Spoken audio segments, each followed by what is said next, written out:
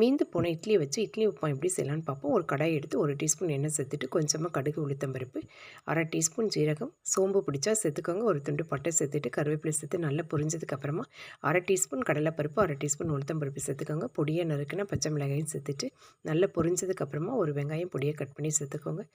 வெங்காயம் நல்லா வதங்கினதுக்கப்புறமா ஒரு தக்காளி சேர்த்து நல்லா வதக்கிக்கோங்க.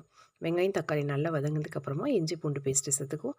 கொஞ்சமாக மிளகாய்த்தூள் சேர்த்துக்குவோம். இந்த மசாலாவுக்கு மட்டும் உப்பு சேர்த்துக்குவோம். கொஞ்சம் மஞ்சத்தூள், கொஞ்சம் கொத்தமல்லி தழையை சேர்த்துட்டு இதனுடைய பச்சை வாசனை போகிற வரைக்கும் நல்லா கிளறிட்டு இது கூட ஒரு முட்டையை உடைச்சி ஊற்றி சேர்த்துக்குவோம். முட்டை நல்லா இந்த அளவுக்கு வெந்ததுக்கப்புறமா மசாலாவையும் நல்லா சேர்த்து கிளறிடுவோம்.